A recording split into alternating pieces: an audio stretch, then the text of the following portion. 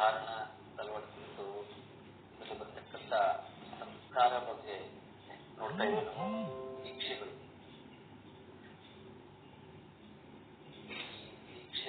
ಏನ್ ಹೇಳ್ತಾ ಇದ್ದಾವೆ ಅಂತಕ್ಕಂಥದ್ದು ನೋಡ್ತಾ ಇದ್ದೀವಿ. ಅಧ್ಯಾತ್ಮ ದೀಕ್ಷೆ, ಅನುಗ್ರಹ ದೀಕ್ಷೆ, ಅಂದ್ರೆ ಸಂಸ್ಕಾರ, ನಿರ್ವಾಣ ಸಂಸ್ಕಾರ, ಸಮಯ ಸಂಸ್ಕಾರ, ಇವೆಲ್ಲ ನೋಡ್ತಾ ನೋಡ್ತಾ ಈ ಒಂದು ಸಂಸ್ಕಾರದ ಕೊನೆ ಹಂತದಲ್ಲಿ ನೋಡ್ತಾ ಇದ್ದೀವಿ ನಾವು. ಏನಪ್ಪಾ ಅಂತಂದ್ರೆ ಸತ್ಯಂ ಸತ್ಯಹಂ ಅಪಿಲಿಂಗಂ ನಿಶ್ಚಿತಂ ಚೇತಸಿ ಸದಾ ತನು ಮನೋಭಾವನಿಷ್ಠಾಚಿತ್ಯ ಸಮರ್ಪಯ. ಗುರು ಹೇಳ್ತಾ ಇದ್ದಾರೆ, ನಾನು ಸತಿ, ಈ ಲಿಂಗವೇ ನನ್ನ ಪತಿ ಅಂತಕ್ಕಂಥದ್ದು ನಿನ್ನ ಮನದಲ್ಲಿ ಯಾವಾಗಲೂ ನಿಶ್ಚಯವಾಗಿರಬೇಕು ಅಂತ ಹೇಳ್ತಾ ಇದ್ದಾರೆ. ಅಂದ್ರೆ ನಿನ್ನ ಶರೀರವು, ಮನಸ್ಸು, ಭಾವ ಎಲ್ಲವೂ ಕೂಡ ಹೇಗಿರಬೇಕಂತಂದ್ರೆ ಇವು ಸಂಬಂಧಿಯಾಗಿರಬೇಕು. ಅದಕ್ಕೆ ಇಷ್ಟಲಿಂಗ, ಪ್ರಾಣಲಿಂಗ, ಭಾವಲಿಂಗಗಳಿಗೆ ಅಂತ ಇದೆಲ್ಲ ಸಮರ್ಪಿಸಿ ಗುರು ಹೇಳ್ತಾ ಇದ್ದಾರೆ ಶಿಷ್ಯನಿಗೆ. ಈ ರೀತಿಯಾಗಿದ್ದು ಇದಕ್ಕಿಂತ ಒಂದು ಪಂಚೇಂದ್ರಿಯಾರ್ಪಣ ದೀಕ್ಷೆಯನ್ನು ನನಗೆ ಬೋಧನೆ ಮಾಡ್ತಾ ಇದ್ದೇನೆ ಅಂತ ಹೇಳ್ತಾರೆ. ಅಂದ್ರೆ ಸತಿ ಆದವರು ಏನ್ ಮಾಡ್ತಾಳೆ, ವಿವಾಹ ಆದ ನಂತರ ಪತಿಯನ್ನೇ ದೇವರು ಅಂತಾಳೆ. ಆ ಒಂದು ತವರು ಮನೆಯಿಂದ ಬರ್ತಕ್ಕಂಥ ಸತಿ ಅಲ್ಲಿ ಜನ್ಮ ಕೊಟ್ಟ ತಾಯಿ, ತಂದೆ, ಹುಟ್ಟಿದ ಊರು, ತನ್ನ ಗೆಳತಿಯರು, ಒಳ ಹುಟ್ಟಿದವರು, ಸಹೋದರರು ಎಲ್ಲವನ್ನು ಬಿಟ್ಟು ಪತಿಯನ್ನೇ ತನ್ನ ಸರ್ವಸ್ವ ಅಂತೇಳಿ ಹೇಗೆ ಭಾವಿಸಿರ್ತಾಳಲ್ಲ, ಅದರಂತೆ ಇಲ್ಲಿ ಸಾಧಕನೇ ಹೇಳ್ತಾ ಇದ್ದಾರೆ. ಸಾಧಕನು ದೀಕ್ಷೆಯ ನಂತರ ತನ್ನ ಲಿಂಗ ನಿಷ್ಠೆ ಅಂತಕ್ಕಂಥದ್ದು ಬಹಳ ಮುಖ್ಯ. ಆ ಲಿಂಗ ನಿಷ್ಠೆಗೆ ವಿರೋಧವಾಗುವಂತ ತನ್ನ ಪೂರ್ವಾಶ್ರಮದ ನಡೆ ನುಡಿಗಳನ್ನು ಎಲ್ಲವನ್ನು ಬಿಟ್ಟುಬಿಡ್ಬೇಕು. ಅಂದ್ರೆ ಹೇಗ ಆ ಪತಿಯೇ ಸ್ವರ ದೈವ ಅಂತ ಬಂದಿರ್ತಾಳೆ, ಹಾಗೀಗ ಈಗ ಲಿಂಗದ ಮೇಲೆ ಅಷ್ಟ ಒಂದು ಆ ನಿಷ್ಠೆ ಇರಬೇಕು ಅಂತಕ್ಕಂಥದ್ದು. ಆ ನಿಷ್ಠೆಯನ್ನು ಇಟ್ಕೊಂಡು ನಿನ್ನ ನಡೆ ನುಡಿ ಇರಬೇಕು. ಮತ್ತೆ ಇಂದಿನ ಪೂರ್ವಾಶ್ರಮದ ನಡೆ ನುಡಿಗಳು ನಿನಗೆ ಸಾಧನೆಗೆ ಅಡ್ಡಿ ಬರಬಾರದು ಅಂತಕ್ಕಂಥದ್ದು ಹೇಳ್ತಾ ಇದ್ದಾರೆ. ಅದಕ್ಕೆ ಪೂರ್ವಾಶ್ರಮದ ಎಲ್ಲ ನಡೆ ನುಡಿಗಳನ್ನೆಲ್ಲ ಬಿಟ್ಟು ಲಿಂಗವನ್ನೇ ತನ್ನ ಸರ್ವಸ್ವ ಅಂತ ಭಾವಿಸಬೇಕು ಅಂತ ಈಗ ಇನ್ನೊಂದು ದೀಕ್ಷೆ ಹೇಳ್ತಾ ಇದ್ದಾರೆ, ಅಹಿಂಸಾ ದೀಕ್ಷೆ ಅಂತಕ್ಕಂಥದ್ದು. ಸದ್ಗುರು ಶಿಷ್ಯನಿಗೆ ಹೇಳ್ತಾ ಇದ್ದಾರೆ, ಪ್ರಪಂಚದಲ್ಲಿರ್ತಕ್ಕಂಥ ಎಲ್ಲ ಜೀವಿಗಳನ್ನ ಕೂಡ ತನ್ನಂತೆ ಪರಿಭಾವಿಸಬೇಕು ಅಂತ ಹೇಳ್ತಾ ಇದ್ದಾರೆ. ನಾನೇ ಬೇರೆ, ಮತ್ತೊಂದು ಜೀವಿಯೇ ಬೇರೆ, ಹೀಗೆ ದ್ವೈತ ಭಾವನೆಯಲ್ಲಿ ಬರಬಾರದು. ಎಲ್ಲ ಜೀವಿಗಳಲ್ಲಿ ನನ್ನಲ್ಲಿರ್ತಕ್ಕಂಥ ನನಗೇನಾಗ್ತದ ಆ ಎಲ್ಲ ಜೀವಿಗಳು ಆಗ್ತದೆ ಅಂತಕ್ಕಂಥದ್ದು. ಈ ರೀತಿಯಾಗಿ ಸಮಷ್ಟಿ ಭಾವನೆಯಲ್ಲಿ ಬೆಳೆಸಬೇಕು ಅಂತ ಹೇಳ್ತಾ ಇದ್ದಾರೆ. ಎಲ್ಲ ಜೀವಗಳನ್ನು ಕೂಡ ಹೇಗೆ ಕಾಣಬೇಕಂತಂದ್ರೆ ನೀನು ಆ ಭಗವಂತನ ಸ್ವರೂಪವನ್ನೇ ಕಾಣಬೇಕು ಅಂತ. ಯಾರಿಗೂ ಯಾವುದೇ ರೀತಿಯಾಗಿರ್ತಕ್ಕಂಥ ಹಿಂಸೆಯನ್ನು ಮಾಡಬೇಡ ಅಂತಕ್ಕಂಥದ್ದು.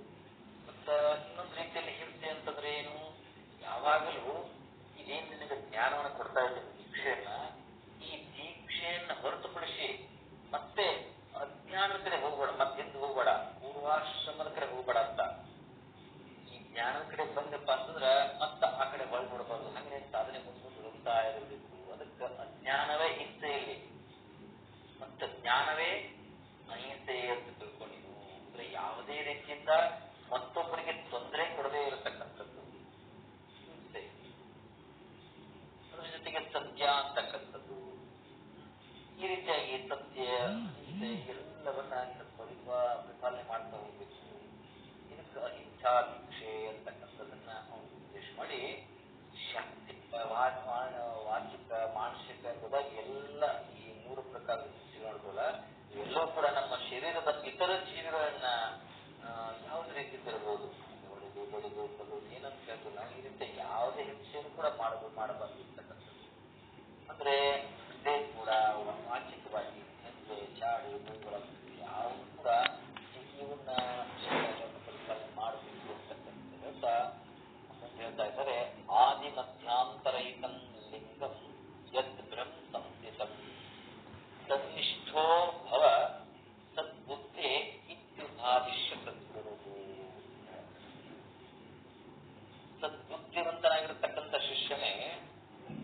ಆದಿ ಮಧ್ಯ ಮತ್ತು ಅಂತ್ಯ, ಆದಿ ಮಧ್ಯ ಮತ್ತು ಅಂತರಹಿತವಾಗಿರ್ತಕ್ಕಂಥ ಯಾವ ಲಿಂಗವನ್ನ ನಾವು ಪರಬ್ರಹ್ಮ ಪರಶಿವ ಅಂತೇಳಿ ಕರಿತಾವ ನಾವು ಕರಿಲಾಗ್ತದೋ ಆ ಲಿಂಗದಲ್ಲಿ ನೀನು ನಿಷ್ಠೆಯುಳ್ಳನಾಗಿರಬೇಕು.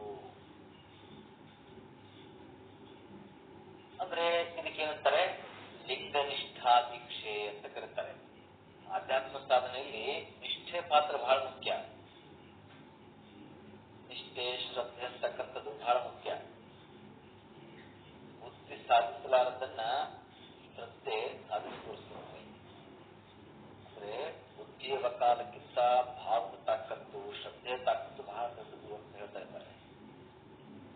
ಅಂತಂದ್ರೆ 10 ಕಡೆಗಳಲ್ಲಿ 10 ತೆಗ್ಗುಗಳನ್ನು ತೆಗಿ ನೀನು, ಯಾಕಂದ್ರೆ ಒಂದರಲ್ಲೂ ನೀರು ಕಾಣೋದಿಲ್ಲ. ಅವೆಲ್ಲಗಳಲ್ಲಿ ತೆಗೆದಷ್ಟು ತೆಗ್ಗನ್ನು ಒಂದೇ ಕಡೆ ತೆಗಿ ನೋಡೋನು. ಅದರಂತೆ ಹೇಗಲ್ಲಿ ನಿನಗೆ ಒಂದು ಗುರಿ ಸ್ಥಾಪಿಸ್ತದೆ ಹಂಗ ಅದರಂತೆ ಹಲವಾರು ದೇವರ ಉಪಾಸನೆಗಳ ನೀನು ನಿನ್ನ ಮನಸ್ಸನ್ನ ಚಂಚಲಗೊಳಿಸಬೇಡ. ಏಕಾಗ್ರವಾಗಿರು, ಏಕನಿಷ್ಠೆಯಿಂದ ಇರು. ಅಂದ್ರೆ ಲಿಂಗ ಒಂದರಲ್ಲಿ ನಿನ್ನ ನಿಷ್ಠೆಯನ್ನ ಅಲ್ಲಿ ಏಕಾಗ್ರವಾಗಿ ನಿಲ್ಲಿಸಬೇಕು ಅಂತ. ನಿಷ್ಠೆಯುಳ್ಳವನಾದ್ರೆ ಅದೇ ನಿಶ್ಚಿತವಾದಂತಹ ಶಕ್ತಿ ನಿನಗೆ ಆಗ್ಲಿಕ್ಕಿದೆ ಅಂತ. ಅದಕ್ಕ ಲಿಂಗರೂಪ ಅಭಿಧಾಯನ್ ಅಮನಂತಶ್ಚ ಶಿವವ ಇತ್ಯಾದಿಶ್ಯ ಪುನರ್ದಧ್ಯ ಸದ್ಯೋ ಮುಕ್ತಿ ಸಮಾಭಯಂ ಅಂತ ಹೇಳಿತು. ಅಂದ್ರೆ ಗುರು ಶಿಷ್ಯನಿಗೆ ಹೇಳ್ತಾರೆ, ಲಿಂಗದ ಧ್ಯಾನವನ್ನು ಮಾಡುವಾಗ ಮನದ ಸಂಕಲ್ಪ ವಿಕಲ್ಪ ಏನದಲ್ಲವು ಈ ಸಂಕಲ್ಪ ವಿಕಲ್ಪ ವೃತ್ತಿಗಳನ್ನ ಕಳೆದುಕೊಂಡು ಅಲ್ಲಿ ಸ್ಥಿರಗೊಳ್ಳವನಾಗಿರಬೇಕು ಅಂತ. ನಿನ್ನಲ್ಲಿ ಅಂತ ಒಂದು ಸ್ಥಿರ ಭಾವ ನಿನ್ನಲ್ಲಿ ನೆಲೆಗೊಳ್ಳಬೇಕು. ಅಂದ್ರೆ ಇರುವುದನ್ನ ಬಯಸುವುದು ಸಂಕಲ್ಪ, ಇಲ್ಲದನ್ನು ಬಯಸುವುದು ವಿಕಲ್ಪ. ಮನದಲ್ಲಿ ಭಯಂಕರ ಅತಿಯಾದಂತ ಮನಸ್ಸು ಏನಾಗ್ತದ, ಅತಿಯಾದಪ್ಪ ಅಂದ್ರೆ ಮನಸ್ಸು ಚಾಂಚಲ್ಯ ಆಗ್ತದೆ, ಅನೇಕ ಆಗ್ರಹ ಆಗಿರ್ತದೆ. ಆದ ಕಾರಣ ಮನದ ಅತಿಯಾದ ಆಕಾಂಕ್ಷೆಗಳಿಗೆ ಕಡಿವಾಣ ಹಾಕಬೇಕು. ಹಾಗೂ ಸ್ವಾಭಾವಿಕವಾಗಿರ್ತಕ್ಕಂಥ ಈ ಮನುಷ್ಯನ ಚಾಂಚಲತೆ ಅದನ್ನ ನಿವಾರಣೆ ಮಾಡಬೇಕಂತಂದ್ರೆ ನಿರಂತರವಾಗಿ ನೋಡ್ಬೇಕು ಚಿಂತನೆ, ಸತ್ಸಂಗ, ಈ ಅಭ್ಯಾಸ ನಿರಂತರ ಇರಬೇಕು. ಮತ್ತೆ ಉತ್ಕಟವಾಗಿರತಕ್ಕಂಥ ವೈರಾಗ್ಯದ ಮೂಲಕ ಮನಸ್ಸನ್ನ ಲಿಂಗದಲ್ಲಿ ಲಯಗೊಳಿಸಬೇಕು ಮತ್ತು ಅದರಲ್ಲೇ ತನ್ಮಯನಾಗಿರಬೇಕು ಅಂತೇಳಿ ಗುರುಗಳು ಈ ಲಿಂಗ ಮನೋಲಯ ದೀಕ್ಷೆಯನ್ನ ಕೊಡ್ತಾ ಇದ್ದಾರೆ. ತದನಂತರ ಏನ್ ಹೇಳ್ತಾ ಇದ್ದಪ್ಪ ಅಂದ್ರೆ ಸದ್ಯೋನ್ಮುಕ್ತಿ ದೀಕ್ಷೆ ಕೊನೆಯದಾಗಿ ಹೇಳ್ತಾ ಇದ್ದಾರೆ. ಮಹೇಶ್ವರಾನ್ ಗುರುಂ ಲಿಂಗಂ ಸಮಗ್ರ ಸಮರ್ಘಯಿತ ನಿಶ್ಚಿತಃ ಅಷ್ಟದ್ವಾರಣೇಷು ತ್ವಂ ಶ್ರದ್ಧಾಂ ಕುರು ಪ್ರಯತ್ನತಃ ಪ್ರವರ್ತತ್ವಂ ಮಹಾಬುದ್ಧೇ ಪಂಚಾಚಾರೇಶ್ವಶೀಕ್ರಮಾತ್.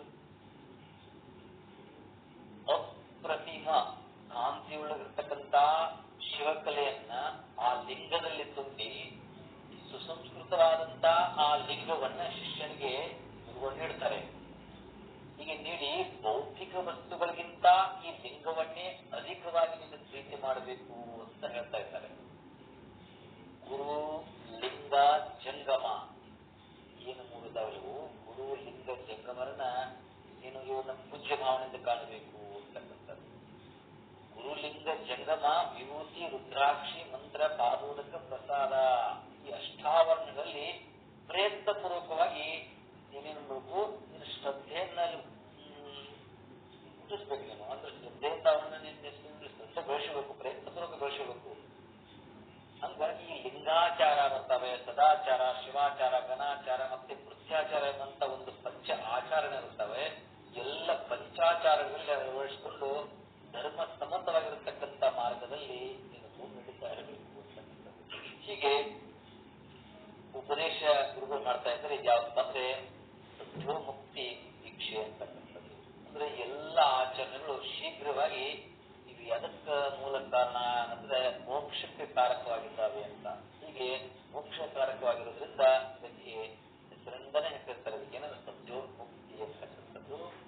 ಹೀಗೆ ಮುಂದೆ ಸುಟ್ಟು ಹೋದಂತ ಹಗ್ಗದಿಂದ ಯಾರನ್ನೂ ಬಂಧಿಸಲಿಕ್ಕೆ ಸಾಧ್ಯವಿಲ್ಲ. ಹಾಗೆ ಅದರ ಹೇಳ್ತಾ ಇದ್ದಾರೆ, ಗುರುವಿನಿಂದ ಪ್ರಾಪ್ತವಾಗಿರ್ತಕ್ಕಂಥ ಏನು ಜ್ಞಾನದ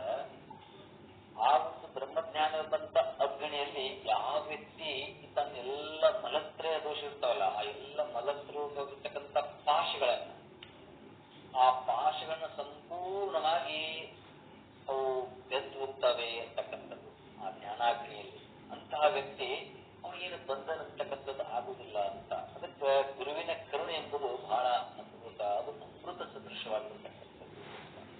ಅಂತ ಒಂದು ಅಮೃತವನ್ನ ಸೇವನೆ ಮಾಡುವವರಿಗೆ ಅವ್ರಿಗೆ ಯಾವ ಮೃತ್ಯುನೂ ಇಲ್ಲ ಅಂತ. ಅವರು ಮೃತ್ಯುಂಜಯ. ಅದಕ್ಕ ಅದರಂತೆ ಗುರು ಕರುಣೆ ರೂಪವಾಗಿರ್ತಕ್ಕಂಥ ಈ ಅಮೃತದ ರಸಾಸ್ವಾದನ ಮಾಡಿ ಸದಾ ಒಂದು ಪರಮಾನಂದದಲ್ಲಿ ಯಾರಿರ್ತಾರೆ ಅವರಿಗೆ ಈ ಮೃತ್ಯು ಸಮೀಪಿಸುವುದಿಲ್ಲ ಅಂತಕ್ಕಂಥ ಹೇಳ್ತಾ ಇದ್ದಾರೆ. ಹೀಗೆ ಈ ಇಷ್ಟತೋ ಯಸ್ಯ ಮದಿಯೋಕ್ತೋ ವಿಶ್ವಾಸ ಪರಮೋ ಭವೇತ್ ಸ ಏವಾತ್ರಿಧಾನ್ಯಧಿಕಾರಿ ಜ್ಞಾನ್ಯೋನಿ ಮೋಕ್ಷಾಯ ಕಲ್ಪತೆ ಅಂತಂದ್ರೆ, ಈ ಶಿವೋಪದಿಷ್ಟವಾಗಿರ್ತಕ್ಕಂಥ ವೇದಗಳಲ್ಲಿ ಸಂಪೂರ್ಣ ಶ್ರದ್ಧೆಯನ್ನು ಹೊಂದಿದಂತ, ಆಗಮದಲ್ಲಿ ಶ್ರದ್ಧೆಯನ್ನು ಹೊಂದಿದಂತ ವ್ಯಕ್ತಿಯೇ ಈ ಒಂದು ಗುರು ಧರ್ಮದಲ್ಲಿ, ಅಂದ್ರೆ ಈ ವೀರಶೈವ ಧರ್ಮದ ದೀಕ್ಷಾರೂಪವಾಗಿರ್ತಕ್ಕಂಥ ಏನು ಶಾಂಭವ ವ್ರತ ಅಂತ ಹೇಳ್ತೇವೆ ನಾವು, ಅದೇ ಲಿಂಗ ದೀಕ್ಷೆ, ಅಂತ ಒಂದು ಶಾಂಭವ ವ್ರತವನ್ನ ಆಚರಿಸಲು ಅವನೇ ಅಧಿಕಾರಿಯಾಗಿದ್ದಾನೆ ಅಂತ. ಯಾರ ಅಧಿಕಾರಿ ಅಂತಂದ್ರೆ ಇವನೇ. ಅಂದ್ರೆ ಬೇರೆ ಬೇರೆ ಯಾವ ಮೋಕ್ಷವನ್ನು ಹೊಂದಲಾರು ಅಂತ, ಇದನ್ನ ಬಿಟ್ಟ ಮತ್ತೇನು ಮಾಡಿದ್ರೆ ನಿಮ್ಗೆ ಮೋಕ್ಷ ಸಾಧ್ಯ ಇಲ್ಲ. ಈ ರೀತಿಯಾಗಿ ನಿನ್ನಲ್ಲಿ ಒಂದು ಈ ಶಿವನ ಒಂದು ವಿಶ್ವಾಸ ಮೂಲಕ ಮತ್ತು ಆಗಮ ಏನು ವೇದಗಳ ಜನಿಸುವುದರಿಂದ ಅವೆಲ್ಲ ಅಪೌರುಷ ಅಂತ ಅನಿಸ್ಕೊತಾವೆ. ಅಂತೆಯೇ ಸ್ವಯಂ ಪ್ರಮಾಣಗಳು ಕೂಡ ಇದ್ದಾವೆ. ಅದಕ್ಕೆ ಎಲ್ಲ ಬಸವಾದಿ ಶರಣರಿರ್ಬೋದು, ಎಲ್ಲ ಏನ್ ಗುರು ಪರಂಪರೆ ಬರ್ತಾರೆ ಅವರೆಲ್ಲರೂ ಕೂಡ ಈ ಸನಾತನ ಎಲ್ಲ ಶರಣರು ಕೂಡ ಈ ಒಂದು ಪಶುದಲ್ಲಿ ಮೊದಲಾದ ಎಲ್ಲ ಕೆಲವು ಆಚರಣೆ ಹೊರತುಪಡಿಸಿ ವೇದಗಳನ್ನ ಅಂಗೀಕರಿಸಿದ್ದಾರೆ ಅಂತಕ್ಕಂಥದ್ದು ಅವರ ಹಲವಾರು ವಚನಗಳಲ್ಲಿ ನಾವು ವೇದೋಕ್ತಿಗಳನ್ನ ನೋಡ್ತೇವೆ, ನೋಡ್ತಾ ಇದ್ದಾವೆ. ಕಾರಣ ವೇದಗಳಲ್ಲಿ ಮತ್ತು ಎಲ್ಲ ಶಾಸ್ತ್ರಗಳಲ್ಲಿ ಆಗಮಗಳಲ್ಲಿ ವಿಶ್ವಾಸ ಅಗತ್ಯ ಅಂತಕ್ಕಂಥದ್ದನ್ನ ಶಿಷ್ಯನಿಗೆ ಬೋಧನೆ ಮಾಡ್ತಾ ಇದ್ದಾರೆ. ಅದಕ್ಕೆ ನಾವು ಅದನ್ನು ಕೂಡ ಈ ಒಂದು ಅಷ್ಟಾವರಣ, ಪಂಚಾಚಾರ, ಶಸ್ತ್ರದ ಬಗ್ಗೆ ನಮ್ಮಲ್ಲಿ ಅದರ ಅರಿವಿರಬೇಕು ಅಂತಕ್ಕಂಥದ್ದು. ಯಾಕಂತಂದ್ರೆ ನಾವು ನೋಡ್ರಿ ಮೊದಲ ತಿಳ್ಕೊಂಡಿರ್ಬೇಕು. ಹೇಳ್ತಾರಲ್ಲ ಅಗ್ನೇಭ್ಯೋ ಗ್ರಂಥಿನಃ ಹೇಳ್ತಾರೆ, ಅಗ್ನೇಭ್ಯೋ ಗ್ರಂಥಿನಃ ಶ್ರೇಷ್ಠ ಗ್ರಂಥಿಭ್ಯೋ ಧಾರಿಣೋ ಧಾವರಃ ಅಂತ ಹೇಳ್ತಾರೆ. ಮತ್ತು ಧಾರಿಭ್ಯೋ ಜ್ಞಾನಿನ ಶ್ರೇಷ್ಠ ಜ್ಞಾನಿಭ್ಯೋ ವ್ಯವಸಾಯಿನಃ ಅಂತ ಅಂತಂದ್ರೆ, ಈ ಒಂದು ಗುರು ಧರ್ಮ, ಸನಾತನ ಧರ್ಮ ಈ ವಿಷಯವನ್ನೇ ತಿಳಿಯುವುದಕ್ಕಿಂತ ಆ ಕುರಿತಾದ ಗ್ರಂಥವನ್ನು ಓದಿದವರು ಅವರು ಉತ್ತಮರು ಅಂತಕ್ಕಂಥದ್ದು. ಇದು ಯಾವ ಶಾಸ್ತ್ರ, ಧರ್ಮ, ಆಚಾರ, ವಿಚಾರ, ಅಷ್ಟಾವರಣ, ಶಸ್ತ್ರ, ಪಂಚಾಚಾರ ಗುರುತಿಲ್ಲದವರಕ್ಕಿಂತ ಏನೋ ಒಂದಿಷ್ಟೇನೋ ಓದ್ತಾ ಇದ್ದಾನೆ, ಚಿಂತನೆ ಮಾಡ್ತಾ ಇದ್ದಾನೆ, ಅವನು ಉತ್ತಮನು ಅಂತಕ್ಕಂಥದ್ದು. ಅಗ್ನೇಭ್ಯೋ ಗ್ರಂಥಿನ ಶ್ರೇಷ್ಠ ಅಂತ.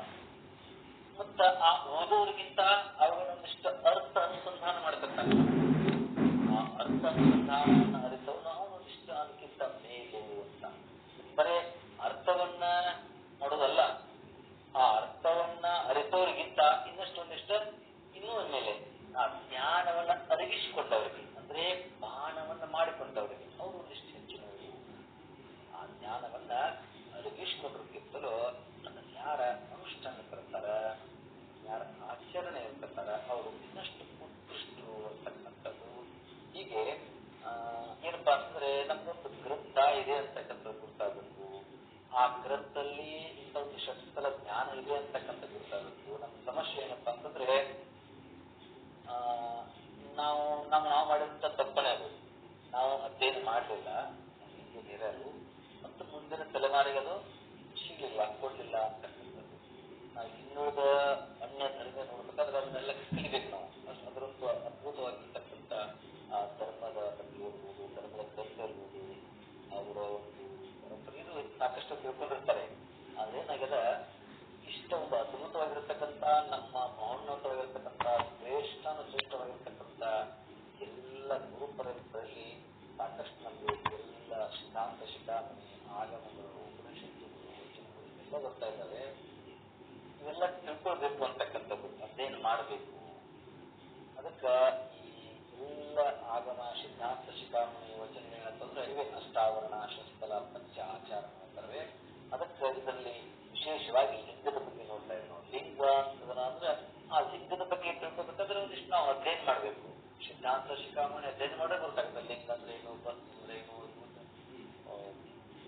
ಅಷ್ಟಾವರಣ ಪಂಚಾಚಾರ ಶಸ್ತ್ರಲ ಅಂತಂದ್ರೆ ಗುರ್ತಾಗ್ತದೆ.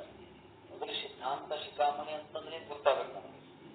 ಮತ್ತೆ ಎರಡನೇದು ಅದನ್ನೊಂದಿಷ್ಟ ನಾವು ಅಧ್ಯಯನ ಮಾಡ್ಲಿಕ್ಕೆ ಪ್ರಾರಂಭ ಮಾಡ್ಬೇಕು. ಪಾರಾಯಣ ಅಧ್ಯಯನ ಇದು ಸ್ವಲ್ಪ ಅನುಸಂಧಾನ ಮಾಡ್ತಾ ಮಾಡ್ತಾ ಮಾಡ್ತಾ ಮತ್ತೇನ್ ಮಾಡ್ತಾ ನಮ್ಮ ಸಮಸ್ಯೆ ಏನಪ್ಪಾ ಅಂದ್ರೆ ವಯಸ್ಸಾದ್ಮೇಲೆ ಇದೆಲ್ಲ ಮಾಡೋದು ಅಂತಕ್ಕಂಥದ್ದು. ವಯಸ್ಸಾದ್ಮೇಲೆ ಏನು ಮಾಡ್ಲಿಕ್ಕೆ ಆಗುತ್ತೆ. ಅದಕ್ಕೆ ಆದಷ್ಟು ಮಕ್ಕಳಿಗೆ ನಾವು ಇದನ್ನ ಸಣ್ಣ ಮಕ್ಕಳಿದ್ದಾಗ ಅವ್ರಿಗೆ ಕಂಠಸ್ಥನ ಮಾಡಿದ್ರೆ ಬಹಳ ಒಳ್ಳೆಯದು. ಅದ್ರ ಜೊತೆ ಒಂದಿಷ್ಟು ಅರ್ಥ ಅನುಸಂಧಾನ ಮಾಡಿಸ್ಬೇಕು. ಹೀಗೆ ಈ ಒಂದು ಸಿದ್ಧಾಂತ ಶಿಖಾಮಣಿ ಕೇವಲ ಒಂದಿಷ್ಟು ಪಾರಾಯಣ ಮಾಡಿದ್ರೆ ಸಾಕ ಆ ಪಾಪ ಕ್ಷಯವಾಗ್ತದೆ ಅಂತ ಹೇಳ್ತಾರೆ. ಈಗ ಪಾರಾಯಣ ಮಾಡಿದ್ರೆ ಮಾತ್ರ ಪಾಪ ಕ್ಷಯ ಆಗ್ತದೆ ಅಂದ್ರೆ ಅದರಲ್ಲಿ ಮತ್ತೆ ಇನ್ನಷ್ಟು ನಾವು ಅರ್ಥ ಅನುಸಂಧಾನ ಮಾಡಿದ್ರೆ ನಮ್ಮ ಬದುಕೆ ಬದಲಾಗ್ತದೆ ಅಂತಕ್ಕಂಥದ್ದು. ಹೀಗಾಗಿ ಈ ಒಂದು ಸಿದ್ಧಾಂತ ಶಿಖಾಮಣಿಯನ್ನ ನಾವು ಅಧ್ಯಯನ ಮಾಡ್ತಾ ಹೋಗ್ಬೇಕು. ಹೀಗೆ ಅಂದ್ರೆ ಈ ಹೇಳ್ತಾರೆ ಅದೇ ಷಣ್ಮುಖ ಸ್ವಾಮಿ ಹೇಳಿದ್ರಲ್ಲ, ಸತ್ತು ಹೋಗೋರಿಗೆಲ್ಲ ಸ್ವರ್ಗ ಪದಂತಾರೆ ಅಂತ ಹೇಳ್ತಾರೆ. ಅಲ್ಲಲ್ಲ ಅಂತ ಹೇಳ್ತಾರೆ. ಅಂದ್ರೆ ಕೈನೋ ಬಿಡೋರೆಲ್ಲ ಮಹಾಕಲಿಗಳೇ ಅಲ್ಲಲ್ಲ, ಲಿಂಗ ಧರಿಸಿದವರೆಲ್ಲ ಲಿಂಗ ಪ್ರಾಣಿಗಳೇ ಇಲ್ಲ. ಮತ್ತು ಅದೇನು ಆದ ಕಾರಣವೆಂದರೆ ಕಪಿಯ ಕೈಯಲ್ಲಿ ರತ್ನವ ಕೊಟ್ಟಳೆ, ಅದು ಹಣ್ಣೆಂದು ಕಡಿದು ನೋಡಿ ಅದೇನ್ ಮಾಡ್ತದೆ ಬಿಸಾಕ್ಬಿಡ್ತದೆ ಅಂತ. ಆ ರತ್ನವ ಈಗ ಬೆಳಗಿನ ಯಾಕೆ ಸಾಧ್ಯತೆ ಕೇಳ್ತಾ ಇರ್ತಾರೆ. ಅದಕ್ಕೆ ಇಂತಿ ದುಷ್ಟದಂತೆ ಮಡ್ಡಜೀವಿಗಳ ಕೈಯಲ್ಲಿ ದೊಡ್ಡ ಲಿಂಗವಿದ್ದಳೇನು, ಆ ಲಿಂಗದಲ್ಲಿ ಮಹಾಗಣ ಪರಮ ಕಳ್ಳ ನರಿಯದ ಬಳಿಕ ಅದು ಒಟ್ಟು ಕಲ್ಲಿನಂತೆ ಕಂಡಯ್ಯ ಅಖಂಡೇಶ್ವರ ಅಂತೇಳಿ ಷಣ್ಮುಖ ಸ್ವಾಮಿಗಳು ನಮಗೆ ಸ್ಪಷ್ಟವಾಗಿ ಇದು ಮಾಡಿಕೊಡ್ತಾರೆ. ಅದಕ್ಕೆ ಯೋಗ್ಯತೆ ಇಲ್ಲದಂತ ಸಾಧಕನಿಗೆ ತನ್ನ ಹಸ್ತದ ಲಿಂಗವಾದ್ರೂ ಕೂಡ ಅವನಿಗೆ ಶಿಲೆನ ಅದು ಶಿಲೆಯಾಗಿ ತೋರ್ತದೆ. ಅದಕ್ಕೇನ್ ಬೇಕು? ಶ್ರದ್ಧೆ, ಭಾವ ಮುಖ್ಯ ಅಂತ. ಭಾವ ದೇವರು. ಅದಕ್ಕೆ ಅಂತೆ ಹಂದಿಯ ಕೈಯಲ್ಲಿ ಚಂದ್ರಾಯುಧ, ಅಂಧಕನ ಕೈಯಲ್ಲಿಯ ದರ್ಪಣ, ಮರ್ಕಟನ ಕೈಯಲ್ಲಿಯ ಮಾಣಿಕ್ಯವಿದ್ದಂತೆ ಅಂತ. ಶಿವತತ್ವ ನರಿಯದ ಹಾಗೂ ಅದರ ಒಂದು ಅನುರಾಗವಿಲ್ಲದವನ ಒಂದು ಕೈಯಲ್ಲಿಯ ಲಿಂಗವಾದ ಏನಪ್ಪಾ ಅಂತಂದ್ರೆ ಅದು ನಿಷ್ಪ್ರಯೋಜನ ಅಂತ ಇನ್ನೊಂದು ಕಡೆ ಹೇಳ್ತಾರೆ. ಓಡತ್ತು ಬಲ್ಲದು ಅವಲಕ್ಕಿಯ ಸವಿಯ ಅಂತ ಹೇಳ್ತಾರೆ. ಕೊಡಗಬಲ್ಲುದೇ ಕೆಳೆ ಮಂಚದ ಸುಖವ, ಹಾಗೆ ನಂದನವದರೊಳಗಿದ್ದಡೇನು ಕೋಗಿಲೆ ಆಗಬಲ್ಲದೆ ಅದು. ಹೇಳ ಒಳಗಣ ತಡೆಯಲ್ಲೊಂದು ಹೊಸರು ಕುಳಿತಿದ್ದಡೇನು, ಕಳಹಂಸಿ ಅದು ಆಗಬಲ್ಲದೆ ಕುಡಲ ಸಂಗಮ ದೇವ ಅಂತ ಹೇಳ್ತಾರೆ. ಓಡೆತ್ತು ಬಲ್ಲದು ಅವಲಕ್ಕಿಯ ಸವಿಯ ಅಂತಾರೆ. ಓಡಂತಂದ್ರೆ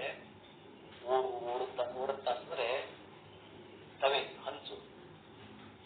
ಓಡುತ್ತ ಬಲ್ಲದೆ ಅವಲಕ್ಕಿಯ ಸವಿಯ. ಅವ್ರು ಎಷ್ಟು ಏನ್ ಮಾಡಿದ್ರು ಅದೇನಾದ್ರು ತವೇನ ಏನು ತೆಗೆಕ್ಕಾಗತ್ತೇನೋ, ಅದಕ್ಕೇನು ಗುರ್ತಾಗತ್ತೇನೋ ಏನೂ ಇಲ್ಲ ಅಂತ. ಹಂಗ ಕೊಡಗಬಲ್ಲುದೇ ಕೆಳೆ ಮಂಚದ ಸುಖವ ಅಂತಕ್ಕಂಥದ್ದು. ಕೊಡಗ ಅಂದ್ರೆ ಮಂಗ, ಅದೇನು ಒಂದ್ ಕಡೆ ಕೊಡುತ್ತಲ್ಲ ಸಾಧ್ಯ ಇಲ್ಲ ಅಂತ.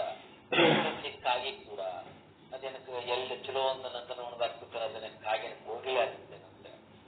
ಆಮೇಲೆ ಒಳಗಣ ತೊಡೆಯಲೊಂದು ಹೆಸರು ಕುಳಿತಿದ್ದಳು, ಅದು ಕಳಹಂಸಿ ಆಗಬಲ್ಲದೆ, ಹಂಸ ಪಕ್ಷಿ ಆಗಕ್ಕೆ ಸಾಧ್ಯ ಇಲ್ಲ ಅಂತಕ್ಕಂಥದ್ದು. ಹೀಗೆ ಏನಪ್ಪಾ ಅಂದ್ರೆ ಶ್ರೀ ಗುರು ಎನ್ನ ಕರಸ್ಥಲಕ್ಕೆ ಲಿಂಗವ ಕೊಟ್ಟ. ಶ್ರೀ ಗುರು ಎನ್ನ ಕರಸ್ಥಲಕ್ಕೆ ಲಿಂಗವ ಕೊಟ್ಟ, ಎಂದೆಂದಿಗೂ ಸತಿ ಪತಿ ಭಾವ ತಪ್ಪಿರಬೇಡ ಅಂತ ಹೇಳಿದ.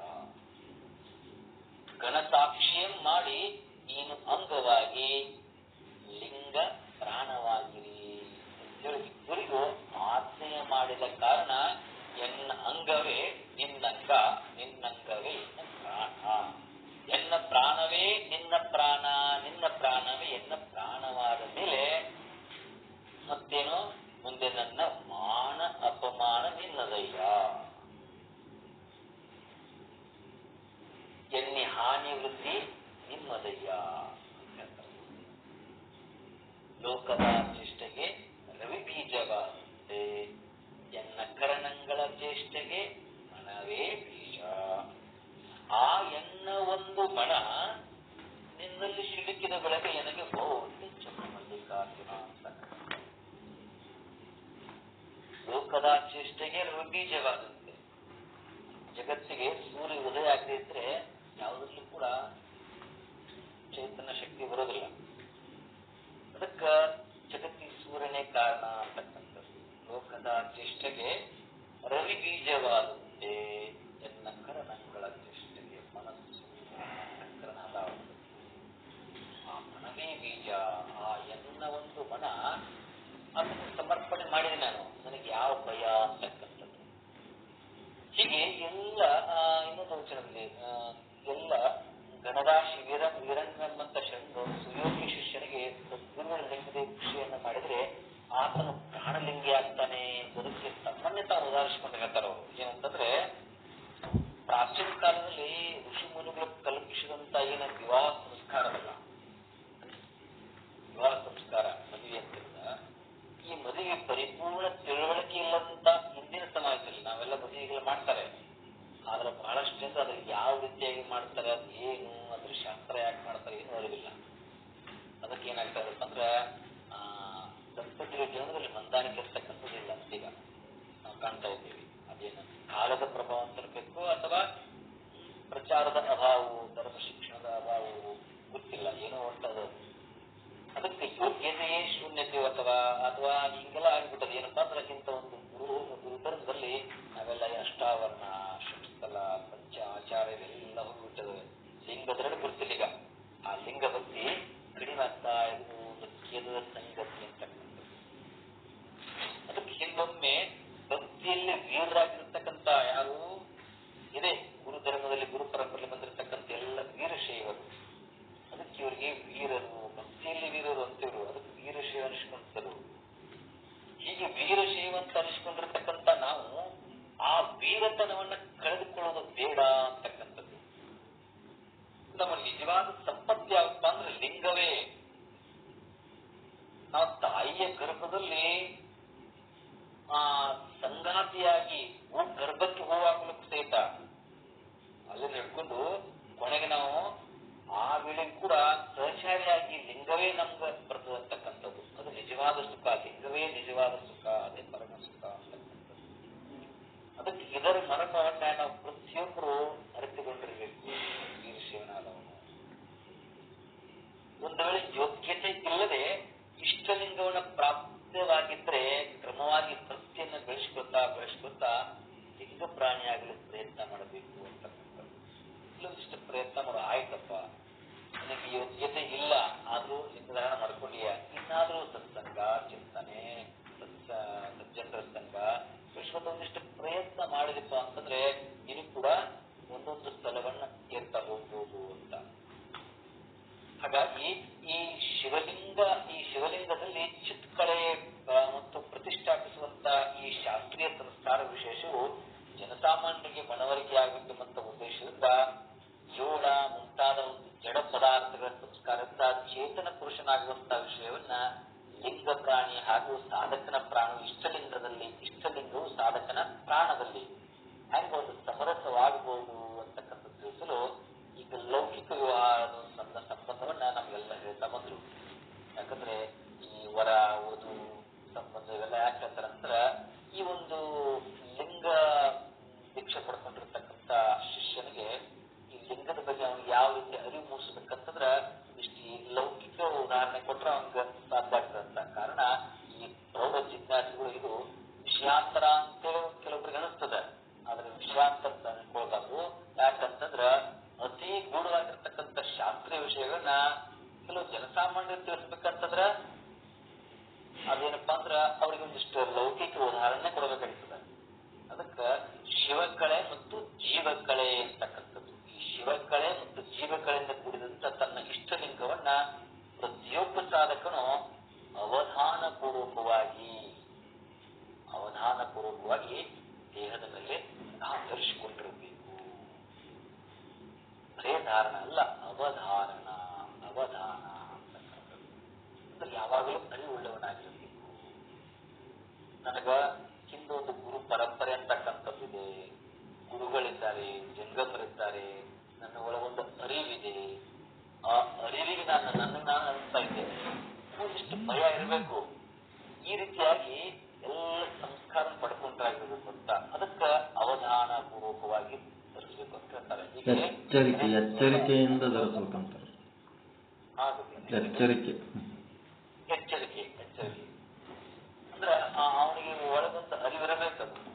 ಅಂದ್ರೆ ಗುರುಗಳೇ ಅರಿವು, ಯಾಕಂದ್ರೆ ತಾನು ಮಾಡ್ತಕ್ಕಂಥದ್ದು ಎಲ್ಲರೂ ಕೂಡ ಈಶ್ವರ ನೋಡ್ತಾ ಇದ್ದಾನೆ ಅಂತ ಎಚ್ಚರಿಕೆ ಇರ್ಬೇಕಂತ. ಸಿ ಕ್ಯಾಮ್ರಾದಾಗ ಕೆಳಗಿದ್ದಾವ ಹೆಂಗ ಹುಷಾರಾಗಿರ್ತಾನ ಹಂಗ ನಮಗ ಅವನ್ ಸಿ ಕ್ಯಾಮ್ರಾಗ ಎತ್ತಲೇ ಅದಾನ ಅಂತ. ಕ್ಯಾಮ್ರಾಗ ನಾವು ಬಹಳ ಎಚ್ಚರವಾಗಿರ್ತೀವಿ, ಸಾವಧಾನವಾಗಿರ್ತೀವಿ ಅಂತಕ್ಕಂಥ.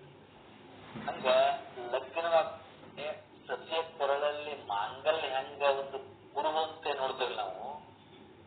ಈ ಹೆಣ್ಮಗಳಿಗೆ ಮದುವೆಯಾಗಿತ್ತಂದ್ರೆ ಏನು, ಕೊರಳಲ್ಲಿ ಲಿಂಗ ಐತಿಲ್ಲೋ ಇದು ಮಾಂಗಲ್ಯ ಐತಿ ನೋಡ್ತೀವಿ ನಾವು.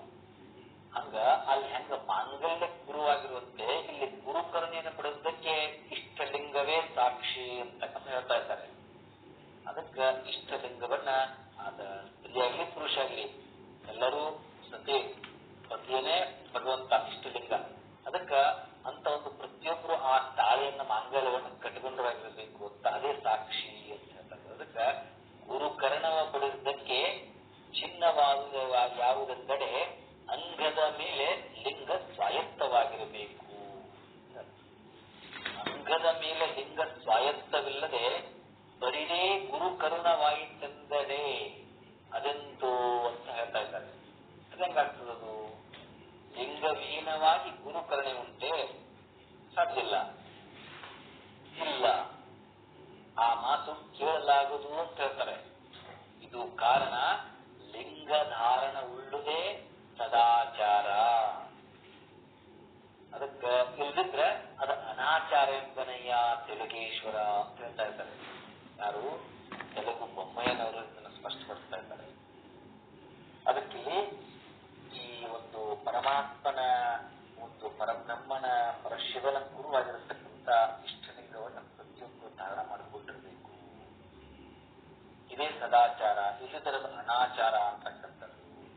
ಹೀಗೆ ಈ ಒಂದು ಕಾರಣ ಪ್ರತಿಯೊಬ್ಬ ಒಂದು ವೀರಶೈವನು ತಮ್ಮ ತಮ್ಮ ಗೋತ್ರ ಸೂತ್ರಗಳಿಗೆ ಅನ್ವಯಿಸುವಂತ ಸದ್ಗುರುಗಳಿಂದ ಅವಶ್ಯವಾಗಿ ಲಿಂಗ ದೀಕ್ಷೆಯನ್ನು ಪಡೆದು ಶ್ರೀ ಜಗದ್ಗುರು ರೇಣುಕ ಭಗವತ್ಪಾದರ ಆದೇಶದಂತೆ ಲಿಂಗ ಪ್ರಾಣಿಯಾಗಲು ಪ್ರಯತ್ನ ಮಾಡ್ತಾ ಇರುವುದು. ಇನ್ನು ಮುಂದಿನ ಆಶೀರ್ವಚನ, ಪ್ರಾಣವದ್ಧಾರಣಿಯಂತ ಪ್ರಾಣಲಿಂಗಮಿದಂತವ ಕರ್ಮ ಚಿದ್ವಾಪಿ ನ ವಿಜಯೋ ದೇಹತಃ ಅಂತಕ್ಕಂಥದ್ದು. ಯದಿ ಪ್ರಮಾಣತ್ವ ಪತಿಗೆ ದೇಹಾನ್ಮಹಿತಲೇ ಪ್ರಾಣನ್ವಿಮಂಚ ಮುಕ್ತಾಹಸ ಪ್ರಾಪ್ತಯೇ ಮೋಕ್ಷ ಸಂಪದ. ಸಂಬೋಧಿತ ಶಿಷ್ಯೋ ಗುರುನಾ ಶಾಸ್ತ್ರವೀಮಿನ ಧಾರಯೇ ಚಾಂಕರಂ ಲಿಂಗಂ ಶರೀರೇ ಪ್ರಾಣಯೋಗತಃ. ಈ 3 ಶ್ಲೋಕವನ್ನು ಕುರಿತು ಗುರುಗಳಿಗೆ ಉಪದೇಶ ಮಾಡ್ತಾ ಇರ್ತಾರೆ. ಅಂದ್ರೆ ಶಿಷ್ಯನ ಹೇಳ್ತಾ ಇದ್ದಾರೆ ಗುರುಗಳು, ನಿನ್ನ ಪ್ರಾಣ ಸಂಬಂಧವಾಗಿರ್ತಕ್ಕಂಥ ಇಷ್ಟಲಿಂಗವನ್ನ ಪ್ರಾಣದೋಪಾದಿಯಲ್ಲಿ ಇದನ್ನ ಕಾಳಜಿ ಮಾಡ್ಬೇಕು. ನೀನು ಹೀಗೆ ಕಾಳಜಿಪೂರ್ವಕವಾಗಿ ಧರಿಸ್ಕೋ ಮತ್ತು ದೇಹದಿಂದ ಅಗಲಿಸಬೇಡ ಯಾವಾಗಲೂ ಅಂತಕ್ಕಂಥದ್ದು. ಯಾಕಂದ್ರೆ ಏನೋ ಒಂದು ಪ್ರಮಾದವಶಾದಿಂದ ಇದು ಶರೀರದಿಂದ ಕಳಿತಪ್ಪ, ಏನೋ ಆಯ್ತು, ಅದ ಅಗಲಿತು ಅಂತ ಏನ್ ಮಾಡ್ಬೇಕು? ಆ ಕಳಚಿದ್ರೆ ಆದ್ರೆ ಮೋಕ್ಷ ಪ್ರಾಪ್ತಿಗಾಗಿ ಏನ್ ಮಾಡ್ಬೇಕು ಅಂತ ಹೇಳ್ತಾ ಇದ್ದಾರೆ. ಏನ್ ಮಾಡ್ಬೇಕಂದ್ರ ಪ್ರಾಣವನ್ನೇ ತ್ಯಾಗ ಮಾಡಬೇಕು.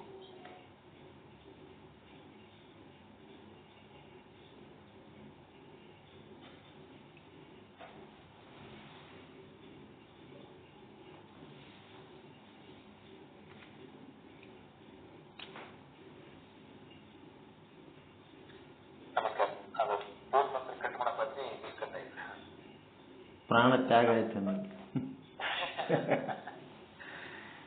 ಹೀಗೆ ಪ್ರಾಣವನ್ನೇ ತ್ಯಾಗ ಮಾಡಬೇಕು ಅಂತಂದ್ರೆ, ಹೀಗೆ ಶಾಸ್ತ್ರಜ್ಞಾನವಾಗಿರ್ತಕ್ಕಂಥ ಜ್ಞಾನಿಯಾಗಿರ್ತಕ್ಕಂಥ ಸದ್ಗುರುಗಳಿಂದ ಈ ಉಪದೇಶಿಸಲ್ಪಟ್ಟಂತ ಈ ಒಂದು ಸತ್ಶಿಷ್ಯನು ದೀಕ್ಷಾವಿಧಾನ ಪೂರ್ವಕವಾಗಿ ಪ್ರಾಪ್ತವಾಗಿರ್ತಕ್ಕಂಥ ಈ ಇಷ್ಟಲಿಂಗವನ್ನ ಅದಲ್ಲ, ಈ ಇಷ್ಟಲಿಂಗವನ್ನ ಪ್ರಾಣ ಇರುವವರಿಗೂ ಕೂಡ ಇದನ್ನ ದೇಹದ ಮೇಲೆ ಧರಿಸಿಕೊಂಡಿರಬೇಕು ಅಂತ ಹೇಳ್ತಾರೆ. ಮತ್ತೆ ಈ ವೀರಶೈವ ಹೆಗ್ಗುರುತು ಮತ್ತು ರಕ್ಷಾ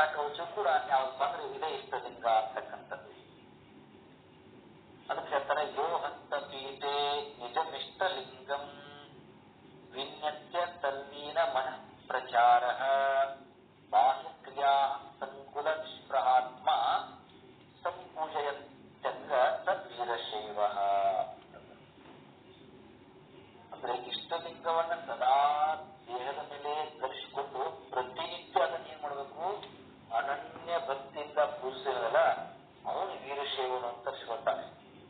ನಾವು ಯಾರೇ ಇರ್ಬೋದು ಈ ರೀತಿಯಾಗಿ ದೀಕ್ಷೆ ಪಡ್ಕೊಂಡು ಯಾವಾಗಲೂ ಸದಾ ಲಿಂಗ ಅನುಸಂಧಾನ ಮಾಡ್ತಾ ಇರಬೇಕು, ಶಿವ ಚಿಂತನೆ ಮಾಡ್ತಾ ಇರಬೇಕು, ಶಿವ ಜ್ಞಾನವನ್ನ ಪ್ರಾಪ್ತಿ ಮಾಡಿಕೊಳ್ತಾ ಇರಬೇಕು. ಅವನು ವೀರಶೈವ ತರಿಸಿಕೊಳ್ತಾನೆ. ಇವನ ಅಂತರಂಗ ಸಾಧನೆ ಮತ್ತು ಬಹಿರಂಗ ಪೂಜೆ ಇಷ್ಟಲಿಂಗವೇ ಗುರುತು ಅಂತಕ್ಕಂಥದ್ದು. ಇವನ ಅಂತರಂಗ ಬಹಿರಂಗ ಪೂಜೆ ಇರ್ಬೋದು, ಒಳಗಿನ ಅಂತರಂಗ ಸಾಧನೆ ಏನಪ್ಪಾ ಅಂದ್ರೆ ಅವನ ಇಷ್ಟಲಿಂಗದ ಮುಖಾಂತರ ಅವನು ಗುರುತಿಡಬಹುದು. ಅದಕ್ಕೆ ಇಷ್ಟಲಿಂಗ ಅನುಸಂಧಾನ ಮಾಡ್ತಾ ಮಾಡ್ತಾ ಮುಂದೆ ಅಂತರಂಗ ಸಾಧನೆ ಕೂಡ ಬಹಿರಂಗ ಸಾಧನೆ ಮಾಡ್ತಾ ಮಾಡ್ತಾ ಅಂತರಂಗ ಸಾಧನೆ ಮಾಡಬೇಕು ಅಂತ. ಅಂದ್ರೆ ತನ್ನ ದೇಹವನ್ನ ಮಹಾದೇವನಿಗೆ ಅರ್ಪಿಸಿಕೊಳ್ಳೋದಿನದಲ್ಲ, ಇದೊಂದು ವಿಶೇಷವಾಗಿರ್ತಕ್ಕಂಥ ಮಹಾವ್ರತ ಅಂತ. ಇದಕ್ಕೆ ಇದು ವೀರವ್ರತ ಅಂತಾರೆ. ಲಿಂಗ ದೀಕ್ಷಾ ಅಂದ್ರೆ ವೀರವ್ರತ. ಇದು ಇಂದ ನಿನ್ನೆದಲ್ಲ. ವೇದ, ಆಗಮ ಮತ್ತು ಈ ಪುರಾಣ ಪ್ರಸಿದ್ಧವಾಗಿರ್ತಕ್ಕಂಥದ್ದು. ತನಗೆ ಅತಿ ಪ್ರಿಯವೂ ಪೂಜ್ಯವಾಗಿರ್ತಕ್ಕಂಥ ವಸ್ತುವನ್ನ ತನ್ನ ಮಸ್ತಕದ ಮೇಲೆ ಧರಿಸಿಕೊಳ್ಳುವುದನ್ನು ಮನುಷ್ಯನ ಸಹಜ ಸ್ವಭಾವ ಅಂತ ಹೇಳ್ತಾರೆ. ಕಶ್ಯಪಾತ್ರೆ ಭಾರದ್ವಾಜ ಗೌತಮಾರ್ಯ ಮಹರ್ಷಯ ಧಾರಯಂತಿ ಸದಾ ಲಿಂಗ ಉತ್ತಮಾಂಗೇ ವಿಶೇಷತಃ. ಲಿಂಗ ಉತ್ತಮಾಂಗೇ ವಿಶೇಷತಃ ಅಂತ ಹೇಳ್ತಾರೆ. ಲಿಂಗ ಪುರಾಣದ ವಚನಾನುಸಾರವಾಗಿ ಏನ್ ಹೇಳ್ತಾರೆ ಅಂದ್ರೆ, ಅತಿ ಪ್ರಾಚೀನವಾಗಿರ್ತಕ್ಕಂಥ ಆಗಿನ ಕಾಲದಲ್ಲಿ ಆ ಪ್ರಾಚೀನ ಕಾಲದ ವೀರಶೈವರು ಏನ್ ಮಾಡ್ತಾರೆ ಅಂತಾರೆ, ಇಷ್ಟಲಿಂಗವನ್ನ ಸದಾ ಉತ್ತಮಾಂಗದಲ್ಲಿ, ಉತ್ತಮಾಂಗ ಅಂತಂದ್ರೆ ಶಿರವೇ ಹೊನ್ನ ಕಲಶವಯ್ಯ, ಶಿರದಲ್ಲಿ ಧರಿಸ್ತಿದ್ರು. ಅದಕ್ಕೆ ಇದಕ್ಕೆ ಅವರು ಶಿರೋವ್ರತ ಅಂತ ಇದಕ್ಕೆ ಕರೀತಾರೆ. ವೀರವ್ರತ ಅಂತ ಕರೀತಾರೆ, ಶಿರೋವ್ರತ ಅಂತ ಕೂಡ ಕರೀತಾರೆ. ಯಾಕಂದ್ರೆ ಶಿರದಲ್ಲಿ ಧರಿಸ್ತಾ ಇದ್ರು ವ್ರತ. ಮತ್ತು ಮಹಾವ್ರತ ಅಂತ ಕರೀತಾರೆ, ಪಾಶುಪತ ವ್ರತ ಅಂತ ಕರೀತಾರೆ, ಶಿರೋವ್ರತ ಅಂತ ಕರೀತಾರೆ, ಅತ್ಯಾಶ್ರಮ ವ್ರತ ಅಂತ ಕರೀತಾರೆ, ಶಾಂಭೋ ವ್ರತ. ಇವೆಲ್ಲ ದೀಕ್ಷೆ ಇವು. ಲಿಂಗ ದೀಕ್ಷೆ ಪಡೆದುಕೊಂಡು ಎಲ್ಲ ವಿಶೇಷವಾಗಿರ್ತಕ್ಕಂಥ ಇವನು ಕರೀತಾ ಇದ್ದಾರೆ. ಇವೆಲ್ಲವೂ ಕೂಡ ಏನಪ್ಪಾ ಅಂದ್ರೆ ವೀರಶೈವದ ಶಬ್ದದ ಪರ್ಯಾಯಗಳು ಅಂತಕ್ಕಂಥದ್ದು. ಪರ್ಯಾಯ ಶಬ್ದಗಳು ಅನೇಕ ಆಧಾರ ಪುರಸರವಾಗಿ ಪಂಡಿತ ಅಗ್ರಗಣ್ಯರಾಗಿರ್ತಕ್ಕಂಥ ಉಮಚಿಗೆ ಶಂಕರ ಶಾಸ್ತ್ರಿಗಳು ಸಿದ್ಧಾಂತ ಶಿಖಾಉಪನಿಷತ್ ಅಂತ ಬರೀತಾರೆ ಅವರು. ಆ ಒಂದು ಸಿದ್ಧಾಂತ ಶಿಖೋಪನಿಷತ್ತಿನಲ್ಲಿ ವೀರಶೈವ ಭಾಷೆಯಲ್ಲಿ ಇದನ್ನು ಸ್ಪಷ್ಟಪಡಿಸ್ತಾ ಹೋಗ್ತಾರೆ. ಏನಂತಾರೆ ಅಂದ್ರೆ, ಶೈಲಾದೇನ ಮಹಾಭಾಗ ವಿಚಿತ್ರ ಲಿಂಗಧಾರಕ ಶವತ್ಯೋಪರಿ ಲಿಂಗಂ ಚ ಧ್ರಿಯತೆ ಚ ಪುರಾತನೈ ಲಿಂಗೇನ ಸಹ ಪಂಚತ್ತು ಲಿಂಗೇನ ಸಹ ಜೀವನಂ ಅಂತ. ಲಿಂಗಧಾರಿಗಳಾಗಿಯೇ ಧರಿಸ್ತಾರೆ ಅವರು, ಮತ್ತೆ ಲಿಂಗಧಾರರಾಗಿಯೇ ಜೀವಿಸ್ತಾರೆ. ಯಾವಾಗ ಲಿಂಗವನ್ನೇ ಧರಿಸಿಕೊಂಡಿರ್ತಾರೆ. ಅಂದ್ರೆ ಯಾವಾಗಲೂ ಅರಿವುಳ್ಳವರಾಗಿರ್ತಾರಂತ. ಈಗ ಲಿಂಗಧಾರಿಗಳಾಗಿಯೇ ಜೀವಿಸಿ ಕೊನೆಗೆ ಏನಾಗ್ತಾರೆ, ಇವ್ರ ಜೊತೆ ಲಿಂಗನ ಬಂದ್ಬಿಡ್ತದ. ಅಂದ್ರೆ ಆ ಲಿಂಗಧಾರಿಗಳಾಗಿ ಇವರು ಐಕ್ಯರಾಗ್ತಾರೆ. ಇವ್ರು ಬಹಳ ವಿಚಿತ್ರ ಆಗಿರ್ತಕ್ಕಂಥವ್ರು ಅಂತ ಶ್ರೀ ವ್ಯಾಸ ಮಹರ್ಷಿಗಳು ಹೇಳ್ತಾರೆ. ವ್ಯಾಸ ಮಹರ್ಷಿಗಳು ಹೇಳ್ತಾರೆ ಅಂತಂದ್ರೆ, ಈ ವೀರಶೈವರ ಈ ಲಿಂಗ ವ್ರತ ಅಂತ ಏನಂದ್ರೆ ಇದು ಅಂತ್ಯಂತವ್ರಿಗೆ ಜನಸಾಮಾನ್ಯರಿಗೆ ಇದು ಸಾಧ್ಯ ಇಲ್ಲ. ಇದು ಬಹಳ ಶ್ರೇಷ್ಠವಾಗಿರ್ತಕ್ಕಂಥದ್ದು. ಇದು ಬಹಳ ಅಚ್ಚರಿ ಉಂಟು ಮಾಡ್ತದೆ ಎಲ್ಲರಿಗೂ ಅಂತಕ್ಕಂಥದನ್ನ ಪ್ರತಿಪಾದನೆ ಮಾಡ್ತಾ ಬರ್ತಾರೆ. ಅದಕ್ಕೆ ಇಂತಹ ಒಂದು ವೀರ ವ್ರತ ಅದಲ್ಲ.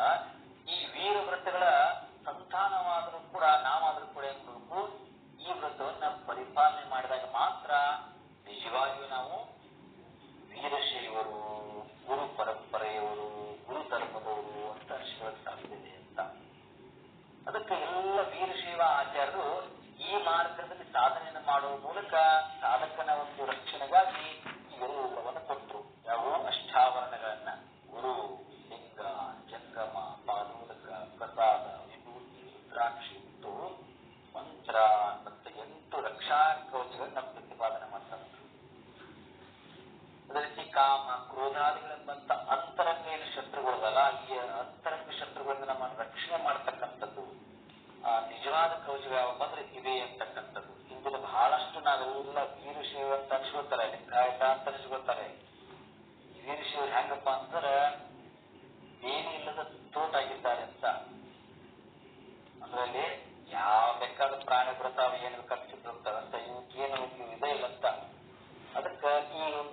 ರಕ್ಷಾ ಕವಚ ಅಂತ ಹೇಳಿ ಇಲ್ಲದೆ ಇದು ಧರ್ಮ ಬಾಹಿರ ಅಂತ ಕೂಡ ಹೇಳ್ತಾರೆ. ಅದಕ್ಕ ವಿಷಯಗಳಂತ ವ್ಯಾಪಾರಿಗಳಿಗೆ ತುತ್ತಾಗ್ತಾ ಇದ್ದಾರೆ ಅಂತಕ್ಕಂಥದ್ದು. ಯಾಕಂದ್ರೆ ಬೇಲಿ ಹಾಕಿಲ್ಲ.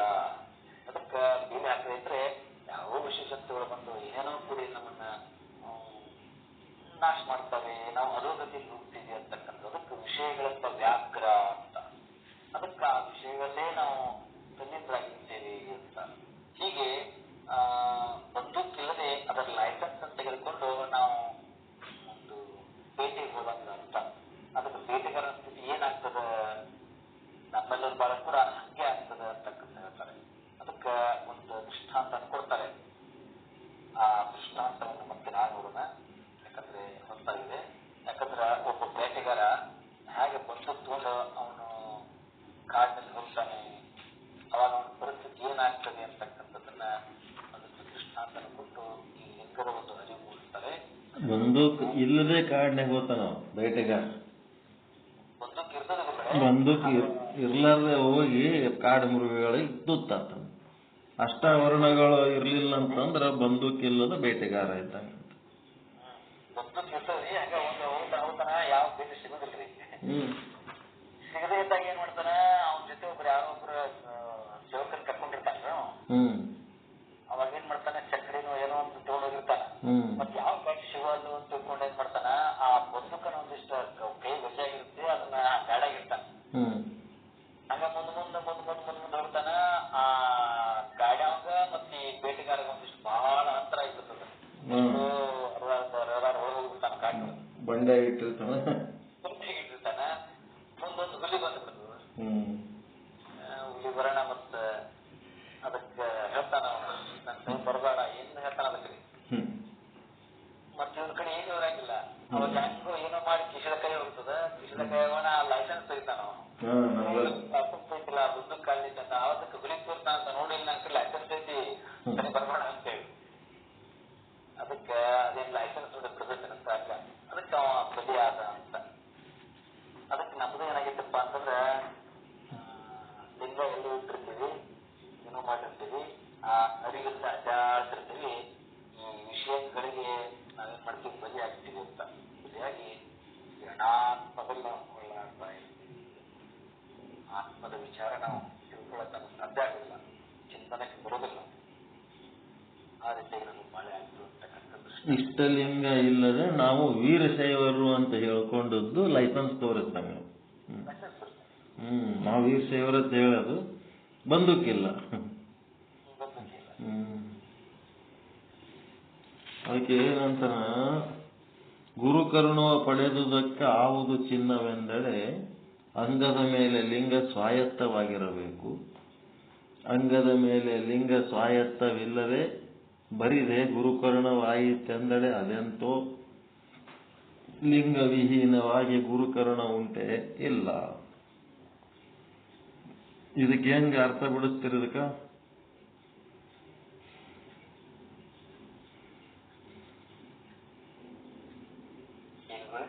ಇದರ ಅರ್ಥ ಹೆಂಗ್ ಮಾಡ್ತೀರಿ? ಗುರು ಕರುಣ ಪಡೆದುದಕ್ಕೆ ಚಿನ್ನವಾವುದೆಂದಡೆ ಅಂಗದ ಮೇಲೆ ಲಿಂಗ ಸ್ವಾಯತ್ತವಾಗಿರಬೇಕು.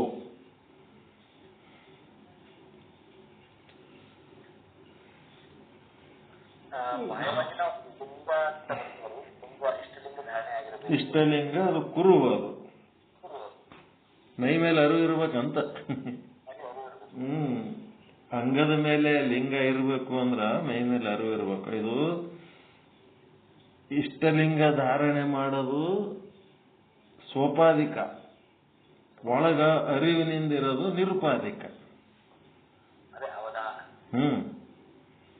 ಒಳಗ ಅರಿವಿಲ್ಲ, ಮ್ಯಾಲ ಲಿಂಗ ಕಟ್ಕೊಂಡ್ರೆ ಎದಕ್ ಬರ್ತವ?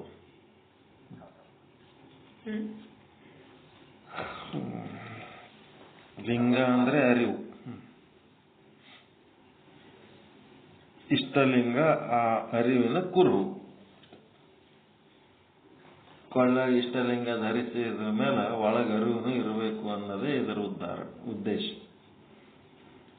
ಸಮಯ ಬಹಳ ಆಗ್ಯದ, ಎಲ್ಲ ರೆಸ್ಟ್ ಮಾಡ್ರಿ ಸಾಕು. ಓಂ ಪೂರ್ಣಮದ ಪೂರ್ಣಮಿದಂ ಪೂರ್ಣಾತ್ ಪೂರ್ಣಮುದಚ್ಯತೆ पूर्णस्य पूर्णमादाय पूर्णमेवावशिष्यते. ಓಂ ಶಾಂತಿ ಶಾಂತಿ ಶಾಂತಿ. ಶರಣು ಶರಣಾರ್ಥಿ. ಎಲ್ಲರಿಗೂ ಶರಣು ಶರಣಾರ್ಥಿ.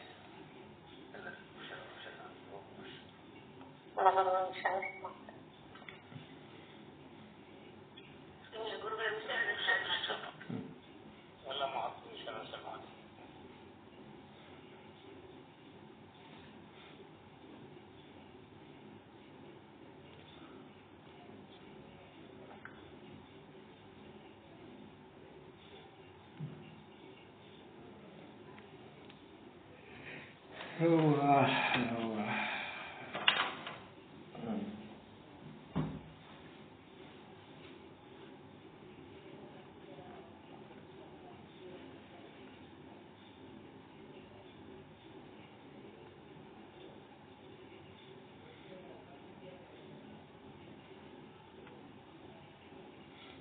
Again.